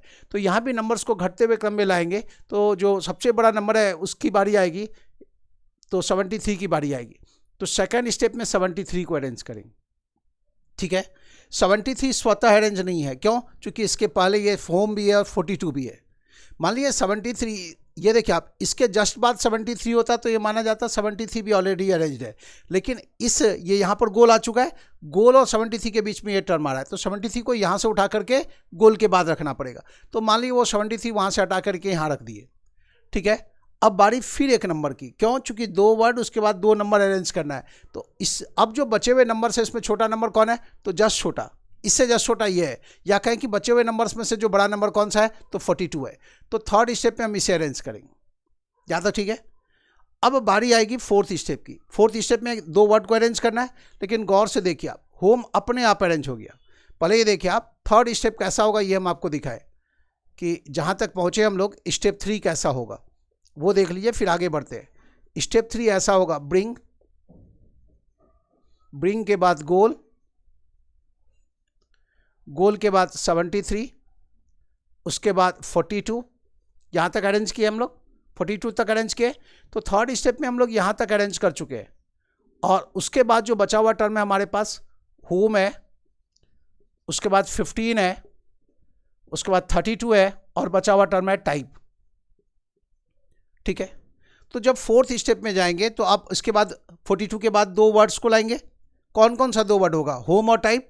तो होम तो अपने आप आ चुका है, देखिए आप जब आप 42 को अरेंज किए तो होम खुद ब खुद अरेंज हो गया। जब आप 42 को अरेंज किए तो होम खुद ब खुद अरेंज हो गया, तो इसे अरेंज करने की ज़रूरत नहीं है, ये खुद ब खुद अरेंज हो गया। किस में, ये थर्ड स्टेप में ही अरेंज हो गया। जब हम 42 को अरेंज किए, ये थर्ड स्टेप में अपने आप अरेंज हो चुका है। तो आप चाहें तो इस लाइन को यहाँ तक ला सकते हैं कि ये तो अपने आप अरेंज हो चुका है थर्ड स्टेप में, यहाँ तक अरेंज किया और ये ऑलरेडी अरेंज है। अब भी एक वर्ड को अरेंज करेंगे, इसके बाद जो वर्ड आएगा वो कौन सा, टाइप आएगा। तो आप थर्ड स्टेप के बाद क्या होगा, फोर्थ स्टेप, तो आप फोर्थ स्टेप में टाइप को अरेंज किए। फिर फिफ्थ स्टेप में बारी एक नंबर की, 15 की या 32 की, 32 की, तो फिफ्थ स्टेप में 32 अरेंज होगा। ये ऑलरेडी अरेंज नहीं है, क्योंकि इससे पहले ये 15 ऐसा नंबर देख रहे हैं जो बिना कट किया हुआ है, बिना कट किया हुआ नंबर या वर्ड दिखाई दे रहा है, मतलब ये ऑलरेडी अरेंज नहीं है। तो 32 ऑलरेडी अरेंज नहीं है, तो इसको अरेंज करना पड़ेगा। अब जो बच गया 15 वो ऑलरेडी अरेंज है, मतलब स्टेप 5 जो है वो लास्ट स्टेप है। तो अब ये अलग से इसको लिख के बनाने की जरूरत नहीं थी। जब आप इसको देख रहे थे तो देखिए आप यहाँ तक आए, फोर्थ स्टेप में बारी आई होम की, लेकिन ये होम ऑलरेडी अरेंज है, क्योंकि इससे पहले बिना कट किया हुआ कोई टर्म नहीं है, ये तो ऑलरेडी अरेंज है। तो आप यहाँ पर कट किए और लिखे 3 लिख करके ऐसे सर्किल बनाए, 3 लिख करके ऐसे सर्किल बनाए कि थर्ड स्टेप में जब ये अरेंज हुआ तो उसके बाद ये अरेंज हो गया। फिर बारी एक वर्ड की, दो वर्ड अरेंज करना है ना, देखिए दो वर्ड अरेंज, दो नंबर दो वर्ड ऐसे चल रहा है, तो दो वर्ड अरेंज करना है, तो होम के बाद 32 टाइप आ जाएगा। तो फोर्थ स्टेप में इसे अरेंज किए, फिर फिफ्थ स्टेप में इसे अरेंज किए, और ये खुद ब खुद अरेंज हो गया। तो स्टेप 5 जो होगा वो लास्ट स्टेप होगा। प्रश्न यही आपसे कि लास्ट स्टेप कौन सा होगा, तो लास्ट स्टेप होगा स्टेप 5। क्वेश्चन में आ जाइए एक बार फिर से, क्वेश्चन नंबर 7 था ना, इनपुट दिया हुआ है, पूछा गया लास्ट स्टेप कौन सा होगा, तो लास्ट स्टेप होगा कौन सा, स्टेप 5 जो है वो लास्ट स्टेप होगा, मतलब पहला ऑप्शन आंसर होगा। कौन सा ऑप्शन आंसर होगा, पहला ऑप्शन आंसर होगा। अब ईमानदारी से बताइए बात समझ में आई या नहीं। यदि नहीं समझ में आई है तो इसमें एक एक स्टेप लिख के बना के फिर दिखाते हैं हम आपको। जल्दी से मैसेज कीजिए कि क्वेश्चन नंबर 7 का एक्सप्लेनेशन समझ में आया या नहीं आया। हमें क्या करना होता है कि जो टर्म ऑलरेडी अरेंज है उसे पहचानना पड़ेगा। तो क्वेश्चन नंबर 7 में जो प्रश्न था, जो इनपुट देखे आप, उसमें दो टर्म आपको ऑलरेडी अरेंज मिला, एक तो ब्रिंग मिला शुरू में और बाद में होम भी मिला। क्या देखे आप, ध्यान दें, इस क्वेश्चन में क्या था, एक तो ब्रिंग शुरू में ऑलरेडी अरेंज था और दूसरा बीच में होम भी अपनी जगह पर मिला। और हमें क्या करना है, दो वर्ड दो नंबर, दो वर्ड दो नंबर अरेंज करना है। क्योंकि ब्रिंग शुरू में अपने आप था, तो उसके बाद जो ब्रिंग के बाद बारी आएगी होम की, तो उसको ब्रिंग के बाद बारी आएगी गोल की, तो गोल को अरेंज की। फिर उसके बाद 73 को अरेंज करना पड़ा, 42 को अरेंज करना पड़ा। उसके बाद बारी आई होम की, तो होम खुद ब खुद अरेंज था, तो इसमें हमें स्टेप्स को बर्बाद करने की जरूरत नहीं पड़ी। तो होम के बाद हम टाइप को अरेंज किए फोर्थ स्टेप में, फिर फिफ्थ स्टेप में इसको, और उसके बाद ये स्वतः अरेंज हो गया। अब क्वेश्चन नंबर 8 में आ जाइए, 8वां प्रश्न बनाना है, जल्दी करें।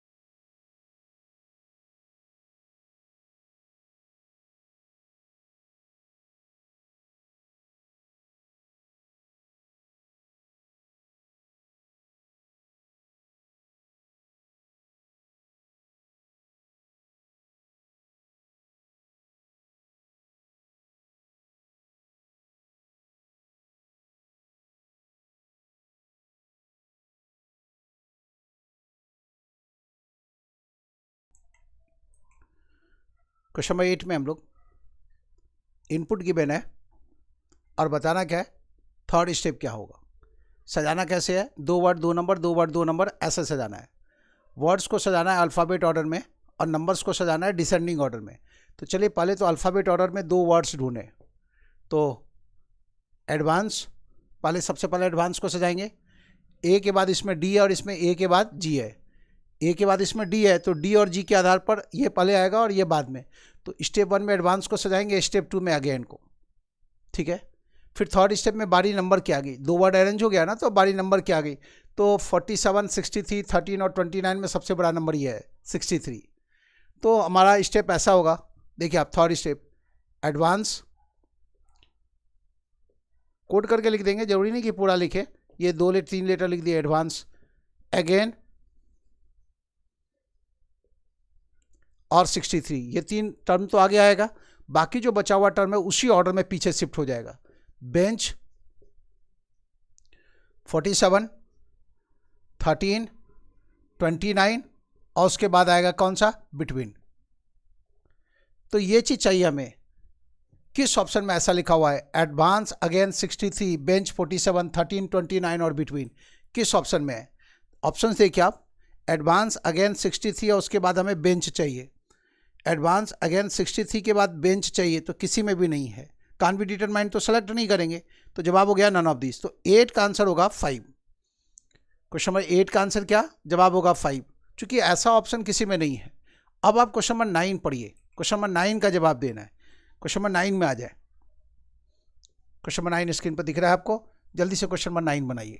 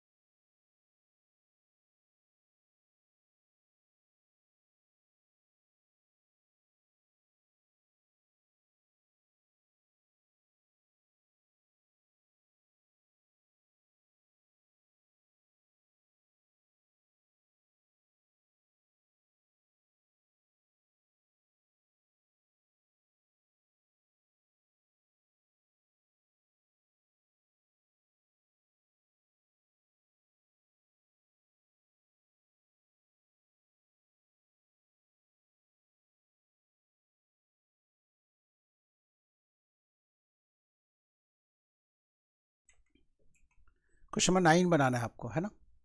सजाना कैसे है, 2 word 2 number, 2 word 2 number, 2 word 2 number, ऐसे सजाना है।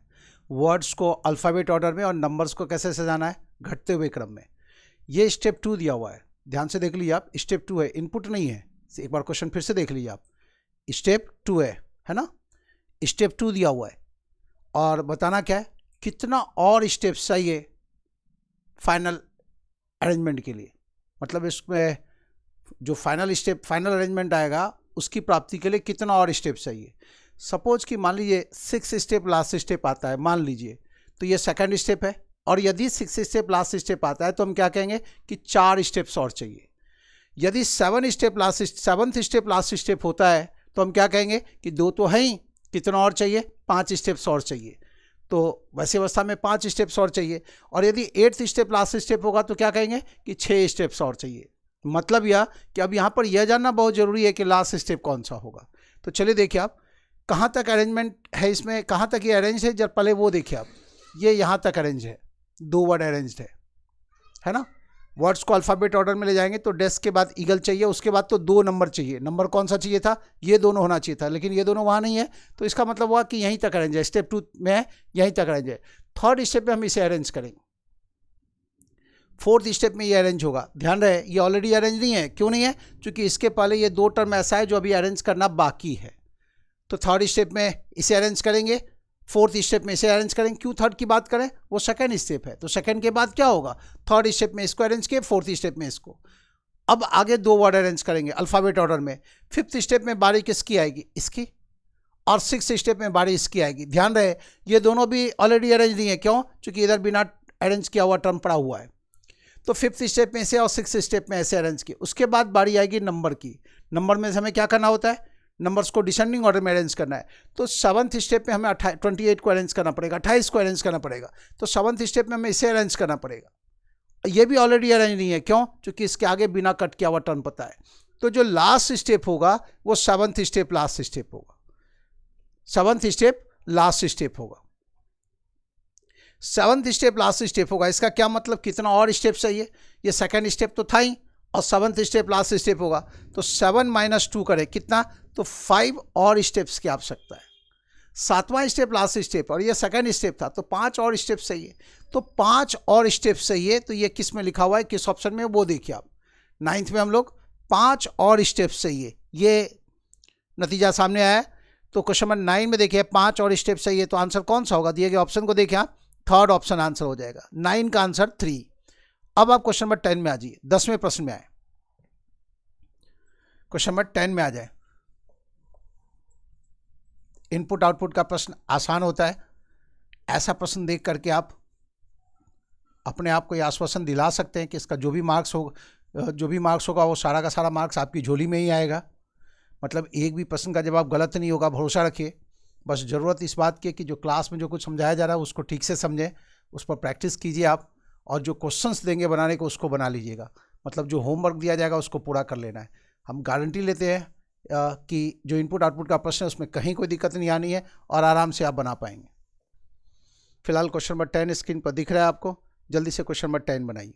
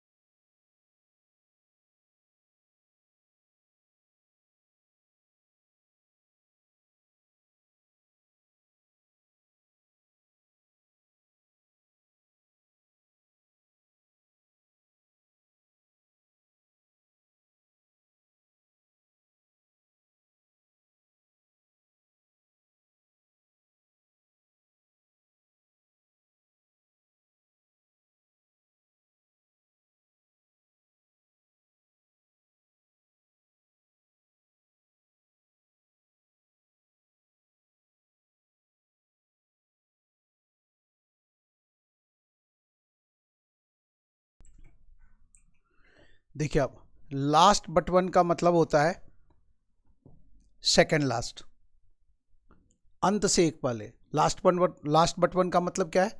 अंतिम से एक पहले वाला, उसको क्या बोलते हैं आप? सेकंड लास्ट बोलते हैं। लेकिन जो सही वर्ड इस्तेमाल होता है वो लास्ट बट वन कहलाता है। सेकंड लास्ट तो हम लोग बोलचाल की भाषा में बोल देते कि सेकंड लास्ट, ठीक है, लेकिन वो वास्तव में कहलाता है क्या? लास्ट बट वन, मतलब अंत से एक पहले। बोलते हैं ना हम लोग हिंदी में भी कि अंतिम से एक पहले वाला, तो वही है लास्ट बट वन। ध्यान रहे, लास्ट बट वन को पेनल्टीमेट स्टेप भी कहते हैं। थोड़ी देर पहले भी समझा रहे थे हम आपको कि लास्ट बट वन की जगह पेनल्टीमेट भी स्टेप, पेनल्टीमेट भी लिखा हुआ मिल सकता है कि कौन सा पेनल्टीमेट स्टेप होगा। पेनल्टीमेट का भी मतलब क्या होता है? लास्ट बट वन, अंत से एक पहले वाला। तो पहले तो लास्ट कौन सा होगा वो देख लेते हैं। यदि लास्ट स्टेप सेवन्थ होगा तो ये लास्ट बट वन कहलाएगा सिक्स। यदि लास्ट स्टेप सिक्स होगा तो उसे एक पहले फाइव होगा, तो हमारा आंसर हो जाएगा फिफ्थ स्टेप। यदि फिफ्थ स्टेप लास्ट स्टेप होगा तो हमारा आंसर हो जाएगा फोर्थ स्टेप, उसे एक घटा लेना है। तो पहले तो हम लास्ट स्टेप को ढूंढे। और ध्यान रहे ये थर्ड स्टेप है। इसमें सजावट कहाँ तक है? इसमें सजावट देखिए आप, दो वर्ड अरेंज है, उसके बाद ये नंबर भी अरेंज है ना, दो वर्ड, उसके बाद दो नंबर चाहिए, तो ये नंबर तो है ही।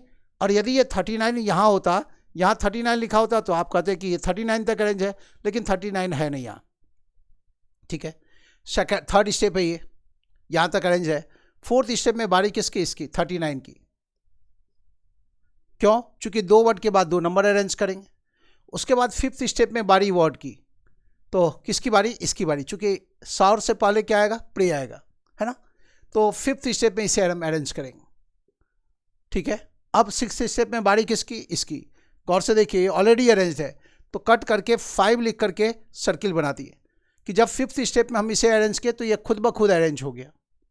जब फिफ्थ स्टेप में हम प्रे शब्द को अरेंज किए तो ये शॉर शब्द जो है वो खुद ब खुद अरेंज हो गया। अब बारी दो नंबर्स की है। अब इसके बाद जो दो नंबर्स अरेंज करेंगे किसे? 19 और 21 में हमें नंबर्स को कैसे लाना है? घटते हुए क्रम में, तो 21 को पहले अरेंज करना पड़ेगा। तो सिक्स स्टेप में हमें 21 को अरेंज करना पड़ेगा। प्रश्न उठता है कि क्या 21 ऑलरेडी अरेंज है? जवाब है नहीं, क्योंकि 21 से पहले बिना कट किया हुआ एक टर्म पड़ा हुआ है। 21 यदि यहाँ होता ना 19 से पहले, तो यहाँ पर 21 ऑलरेडी अरेंज होता, लेकिन फिलहाल 21 ऑलरेडी अरेंज नहीं है, तो सिक्स स्टेप में इसे अरेंज किए। अब ये 19 जो है वो खुद ब खुद अरेंज हो गया। तो दिए गए इस मामले में आप क्या पाए कि सिक्स स्टेप लास्ट स्टेप है। कौन सा स्टेप लास्ट स्टेप है? सिक्स स्टेप लास्ट स्टेप है। तो लास्ट बट वन चाहिए, तो लास्ट बट वन कौन सा होगा? फिफ्थ होगा। छठा स्टेप लास्ट स्टेप है, तो लास्ट बट वन उससे एक कम, तो पांचवा स्टेप होगा। दिए गए ऑप्शन में आए क्वेश्चन नंबर 10 में, हम लोग क्वेश्चन नंबर 10 में देखिए आप कि पांचवा स्टेप किस में लिखा हुआ है, तो पहला ऑप्शन आंसर हो गया। क्वेश्चन नंबर 10 का आंसर क्या? 1। क्वेश्चन नंबर 10 का आंसर क्या? 1, ठीक है। अब आप क्वेश्चन नंबर 11 में आइए, जहाँ की सैंपल चेंज हो गया है। अब नए सिरे से आप इस सैंपल को देखें और फिर क्वेश्चंस का जवाब देना है। कोशिश कीजिए कि एक भी प्रश्न का जवाब गलत ना हो। धीरे धीरे 100% एक्यूरेसी को प्राप्त करने की कोशिश करें, और बहुत आसानी से ये 100% एक्यूरेसी प्राप्त किया जा सकता है ना। जरूरत इस बात की है कि ठीक से ध्यान दें और मन में विश्वास रखें। क्वेश्चन नंबर 11 बनाना है आपको। टाइम चाहे जो लगे शुरू में, इसकी चिंता ना करें, पहले बनाना सीखें, उसके बाद फिर आराम से सोचिए कि हम तेज इसको कैसे बना सकते हैं। जल्दी कीजिए, क्वेश्चन नंबर 11 स्क्रीन पर दिख रहा है।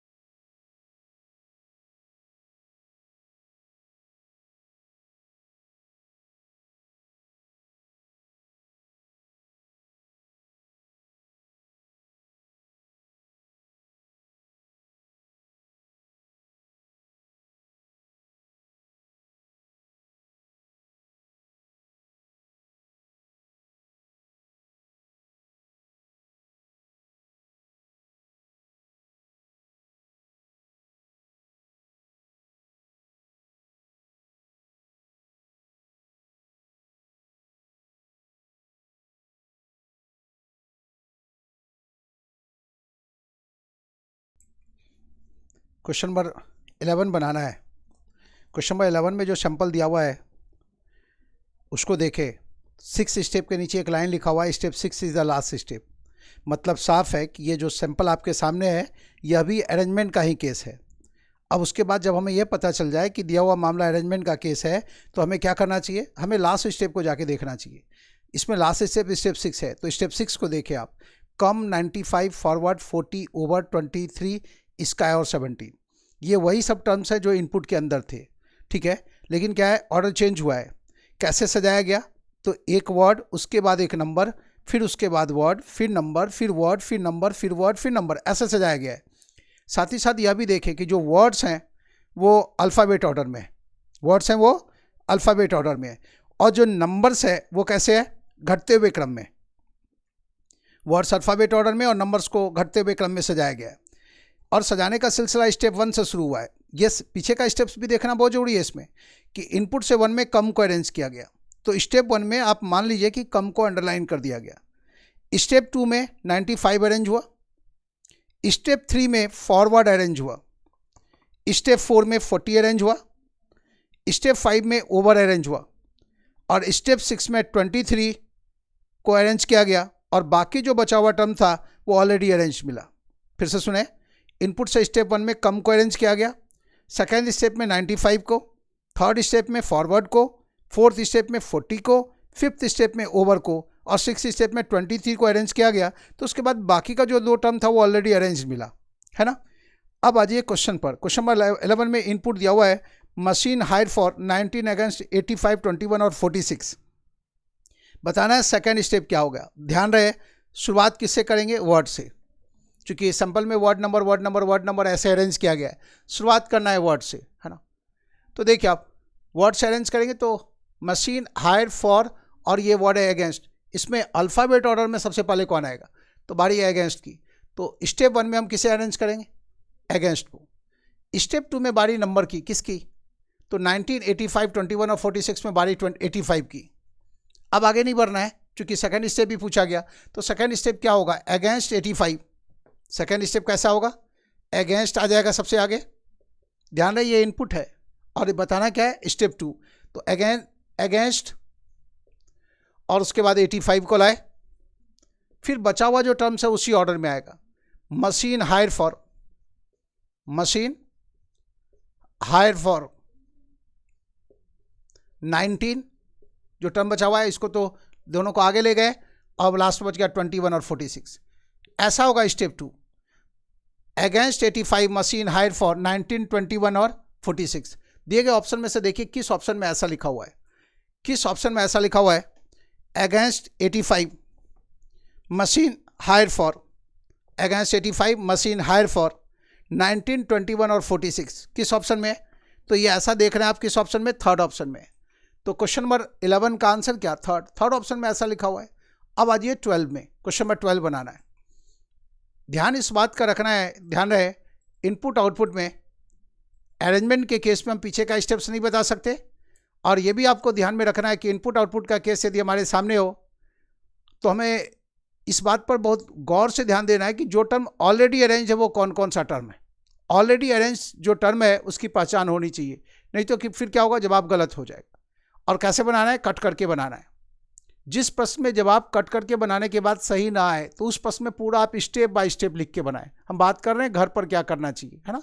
घर पर आप बना रहे हैं और किसी प्रश्न का जवाब नहीं आ रहा है, मैच नहीं कर रहा है, तो उस प्रश्न उसमें स्टेप बाय स्टेप सारा स्टेप्स लिखें, तो फिर पता चल जाएगा कि कहाँ गलती हो रही है, ठीक है।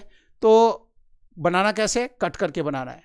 जिस प्रश्न में गलती हुई तो वो क्या करना है, तो सारा स्टेप्स लिखना है।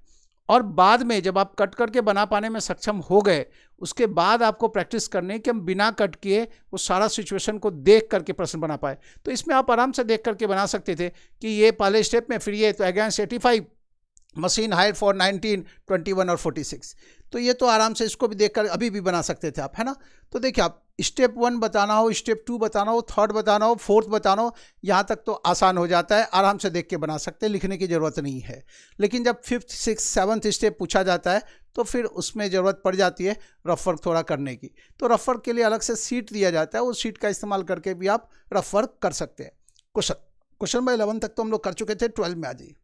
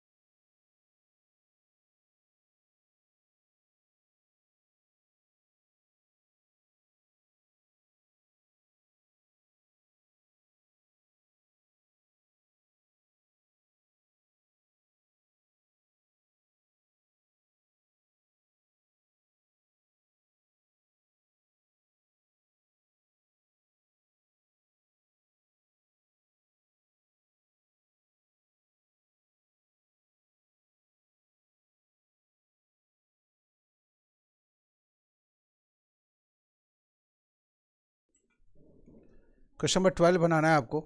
इनपुट है बॉक्स एट 20 और उसके बाद 53, उसके बाद 62, गिफ्ट नाउ और 32। गिफ्ट नाउ और 32।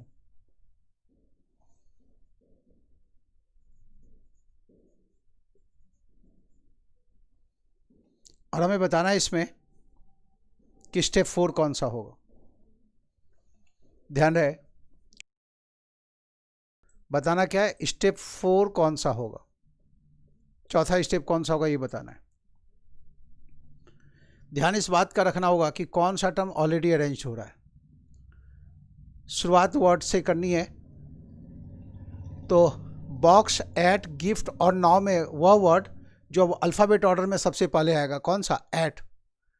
तो इसको कट किया और लिखे स्टेप 1। पहले वर्ड आएगा, फिर उसके बाद नंबर। नंबर्स को सजाना है घटते हुए क्रम में, तो इन नंबर्स में जो सबसे बड़ा नंबर है वो आएगा सेकेंड स्टेप में, इसे अरेंज करेंगे। थर्ड स्टेप में बारी एक वर्ड की आएगी। अब वर्ड कौन सा आएगा, ये आएगा। ये ऑलरेडी अरेंज है, गौर से देखिए आप, इसके पहले कोई भी टर्म बिना कट किया हुआ कोई टर्म नहीं है ना इससे पहले, मतलब ये ऑलरेडी अरेंज है। अब आप क्या करेंगे, तो यहाँ पर 2 लिख करके सर्किल बनाएंगे कि जब हम सेकंड स्टेप में इसे अरेंज किए तो उसके बाद ये स्वतः अरेंज हो गया, वर्ड अरेंज हो गया। बारी आप एक नंबर को अरेंज करने की है। इन 20, 53 और 32 में बचे हुए नंबर्स में से सबसे बड़ा नंबर कौन सा है, 53। तो थर्ड स्टेप में इसे अरेंज किए।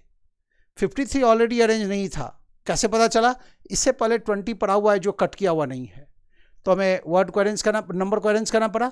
अब बारी एक वर्ड को अरेंज करने की है, तो एट बॉक्स के बाद बारी किसकी आएगी, गिफ्ट और नाउ में से कौन सा पहले आएगा, गिफ्ट आएगा। तो फोर्थ स्टेप में इसे अरेंज करेंगे। फोर्थ स्टेप में इसे अरेंज करेंगे, फिफ्थ स्टेप में जाने की जरूरत नहीं है क्योंकि चौथा स्टेप ही बताना है हमें। तो फोर्थ स्टेप ऐसा हो जाएगा, एट, ये वाला एट लेके आए, उसके बाद ये 62 लेके आए, ये 2 लाए, उसके बाद ये सर्किल वाला 2 लेके आए, मतलब बॉक्स लाए, सेकेंड स्टेप। और उसके बाद उसके साथ साथ पीछे ये अरेंज हुआ, जो पीछे अरेंज हुआ ना उसमें एक सर्किल के, इसके पीछे भी कोई अरेंज हो गया होता है इसी स्टेप में तो उसको डबल सर्किल से घेरते। तो मेनली तो ये अरेंज हुआ और उसके पीछे पीछे ये भी उसी स्टेप में अरेंज हो गया। अब उसके बाद थर्ड स्टेप में 53 अरेंज हुआ और फिर फोर्थ स्टेप में गिफ्ट को अरेंज किए। अब जो बचा हुआ टर्म्स है वो इसी ऑर्डर में आ जाएगा जिस ऑर्डर में बचा हुआ है। तो ये 20, उसके बाद नाउ और ये 32। तो ये होगा step 4, at 62 box 53, gift 20 now 32। देखिए आप किस ऑप्शन में लिखा हुआ है, कौन सा ऑप्शन में ऐसा लिखा हुआ है वो देखिए आप। क्या ढूंढना है, एट 62 बॉक्स 53, एट 62 बॉक्स, उसके बाद 53, उसके बाद चाहिए गिफ्ट 20 नाउ 32। गिफ्ट 20 नाउ 32 ये भी देखना है आपको किस ऑप्शन में दिया हुआ है, तो थर्ड ऑप्शन में ऐसा लिखा हुआ है। तो आंसर क्या होगा, तो 12 का आंसर होगा थर्ड। 12 का आंसर क्या होगा, थर्ड।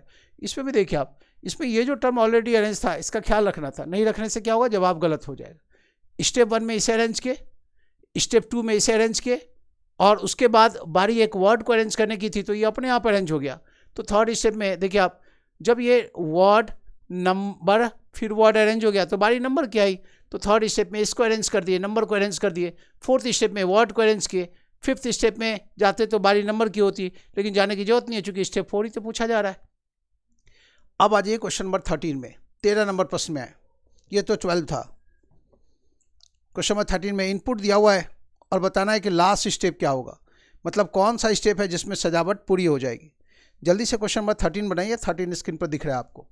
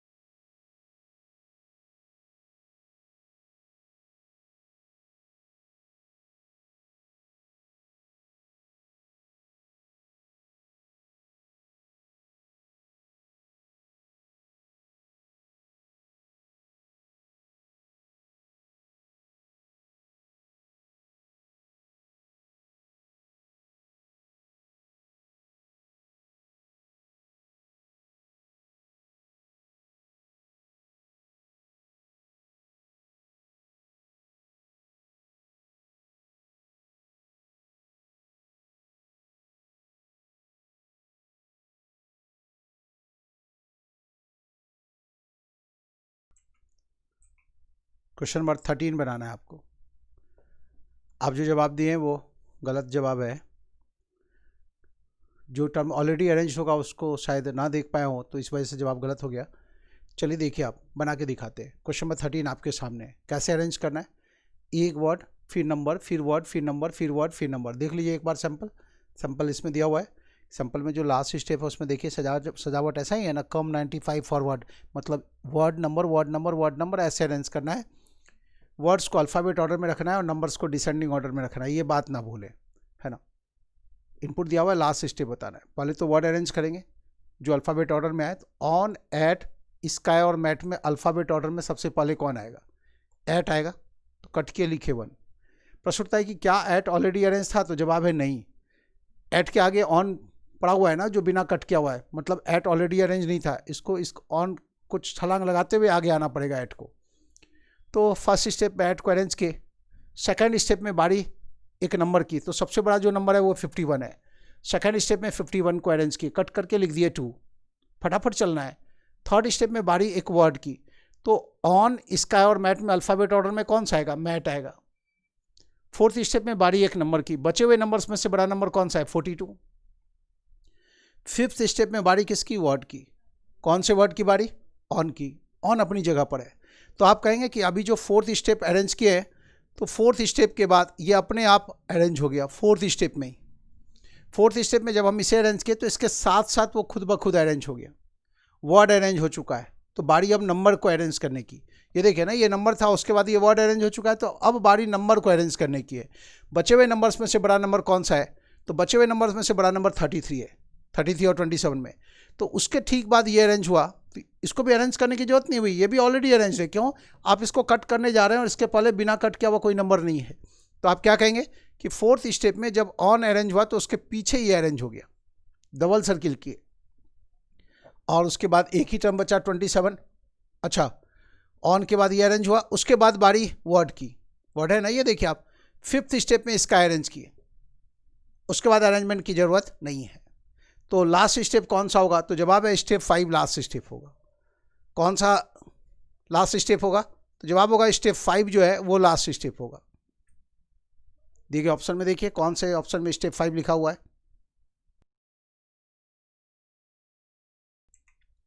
कौन से ऑप्शन में स्टेप 5 लिखा हुआ है? थर्ड ऑप्शन में। तो थर्ड ऑप्शन आंसर होगा। एक बार फिर से देख लीजिए आप, एक बार फिर से देख लीजिए, फिर से लिख देते हैं आप। इनपुट क्या था अपने पास? इनपुट था ऑन, एट, 33, 27, 42, स्काई, मैट और 51, यही इनपुट था। तो सबसे पहले हम किसे अरेंज करेंगे? वर्ड को, अल्फ़ाबेट ऑर्डर में जो पहले आएगा। तो एट को अरेंज किए, उसके बाद बारी नंबर की, तो 51 को अरेंज किए, उसके बाद बारी वर्ड की, है ना, वर्ड नंबर फिर वर्ड की बारी, तो इसको अरेंज किए थर्ड स्टेप में। अब नंबर की बारी, फोर्थ स्टेप में बारी इस नंबर की, फिफ्थ स्टेप में बारी एक वर्ड की। तो ये ऑलरेडी अरेंज था, तो कट के लिखे सर्किल, 4 लिख करके सर्किल बनाए, इसके ठीक पीछे अरेंज होगा।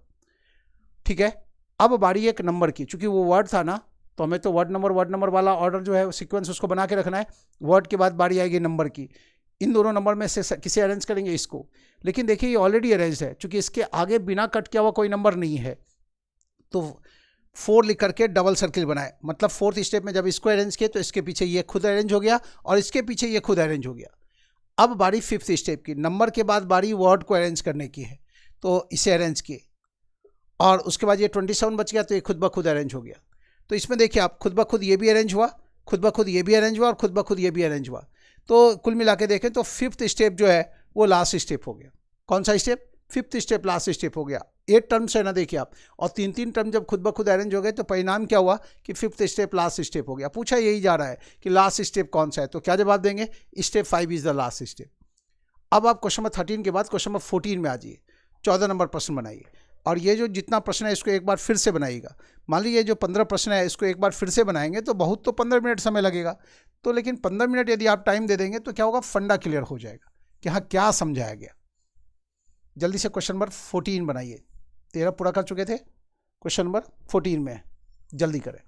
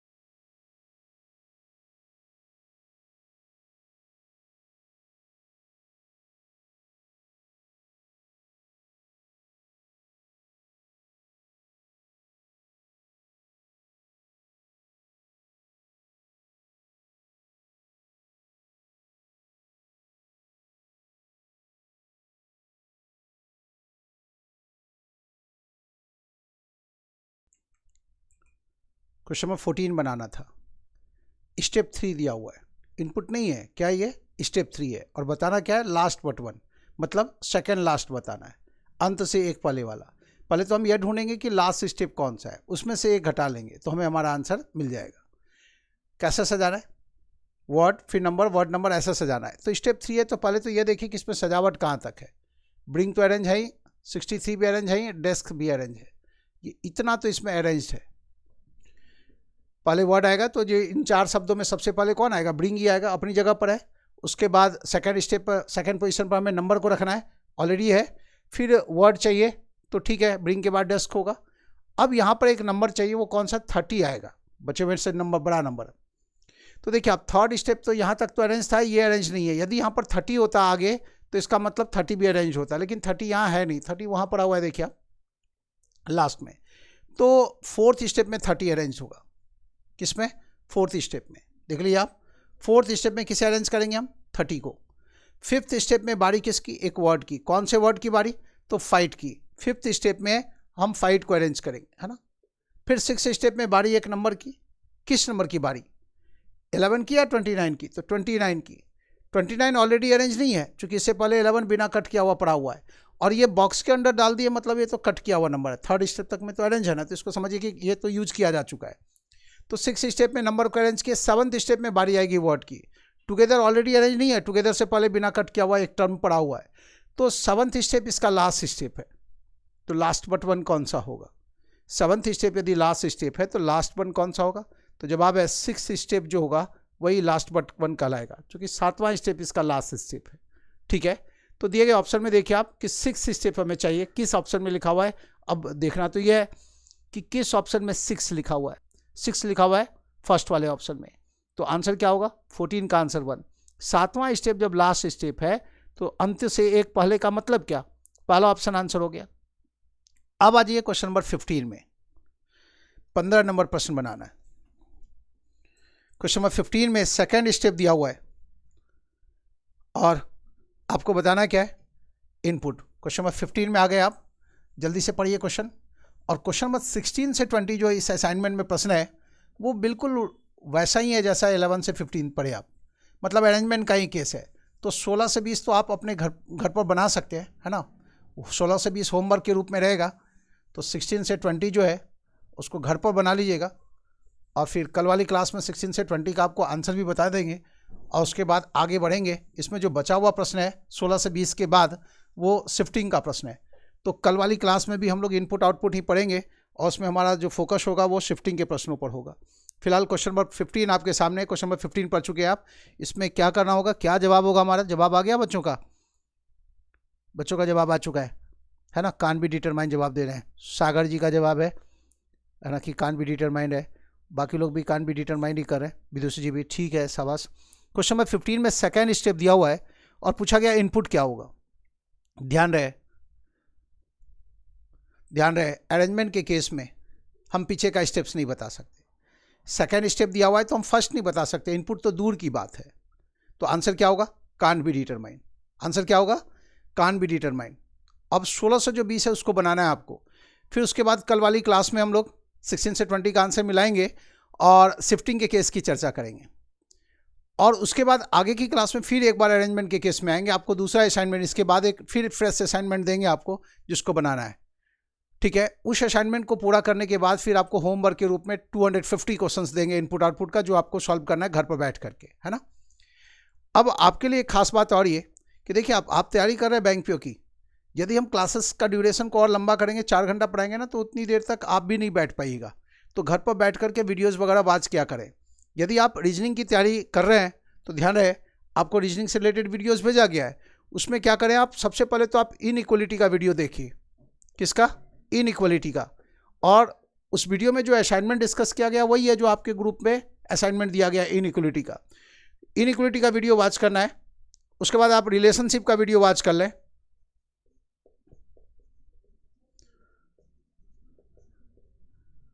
उसके बाद आप डायरेक्शन का वीडियो जो उसमें दिया गया है, असाइनमेंट भी जो है जो डिस्कस किया गया वो आपके ग्रुप में भेजा गया है, असाइनमेंट की चिंता ना करें। तो इनइक्वलिटी से 4 से 5% मान के चले, रिलेशनशिप से 2 से 3 प्रश्न भी मान लें और डायरेक्शन से 2 से 3 या 2 भी क्वेश्चन मान लेते हैं तो ये इतना काम तो हो जाएगा।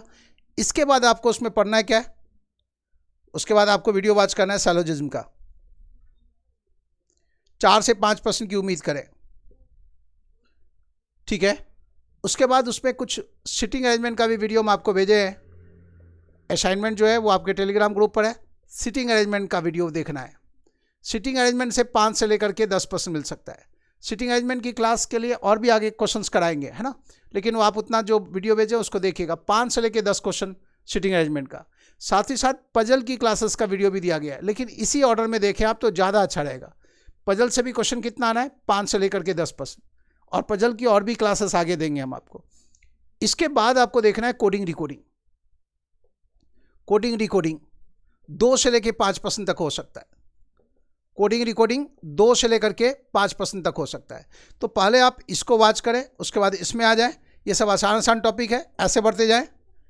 फिर उसके बाद इसमें आ जाए, इसमें आ जाए और इसमें आ जाए, ठीक है ना। इतना काम करते रहिए। जो ऑर्डर बताया गया उस ऑर्डर को फॉलो करते हुए बनाते जाइए, और मुझे एक मैसेज भी करते जाइए कि हाँ, जैसे मान लीजिए आप इनइक्वालिटी का वीडियोस वॉच किए, इनइक्वालिटी का 50-100 क्वेश्चन बनाए, तो मुझे एक मैसेज कर दे कि today I finished topic inequality, ठीक है। या बस इतना कोड करके लिख दीजिए ना, इनइक्वालिटी फिनिश्ड। फिर जब आप रिलेशनशिप का वीडियो वॉच किए और रिलेशनशिप का कुछ क्वेश्चंस बना लिए, 50 क्वेश्चन 100 क्वेश्चन, तो आप मुझे मैसेज करिए रिलेशनशिप फिनिश्ड, ताकि मुझे भी पता चले ना कि हमारे बच्चे क्या तैयारी कर रहे हैं, है ना। ऑनलाइन में पढ़ने का तरीका अलग है। ऑनलाइन में आपको टीचर को बताना पड़ता है कि जो आप टास्क पूरा किए वो क्या क्या है। तो आज के सेशन में इतना ही, बाकी हम लोग डिस्कस करेंगे कल वाले सेशन में। तो ये जो टॉपिक्स बताया गया ये सब इतना पढ़ते जाइए, फटाफट उसको देखते जाइए, ठीक है। अगले दिन फिर आपको मैथ्स के बारे में बताएंगे कि मैथ्स में आपको जो वीडियोस वॉच करना है वो किस किस का। वैसे हम आपको एक चीज़ और याद दिला दें कि आपके ग्रुप पर सिंपल इंटरेस्ट बेस्ड डीआई का 100 क्वेश्चन भेजा गया है। 110 क्वेश्चन है उसमें, 110 क्वेश्चन किसका, सिंपल इंटरेस्ट का डीआई का। वो सारा बना जाए और टास्क पूरा करते जाए तो एक दिन में काम निपटाते भी चले तो 100 क्वेश्चन है, आराम से बना सकते हैं। 100 क्वेश्चन तो 2 घंटे में बन जाएगा, है ना। रफ वर्क प्रॉपरली करना है, थोड़ा वो कैलकुलेटिव प्रश्न दिए है और वो बनाना बहुत जरूरी है। तो और वो बना लेंगे तो विश्वास रखिए सिंपल इंटरेस्ट के किसी क्वेश्चन में आपको दिक्कत नहीं होगी, ठीक है। तो आज बस इतना ही, बाकी चीज़ फिर कल बात करते हैं। छुट्टी आपकी।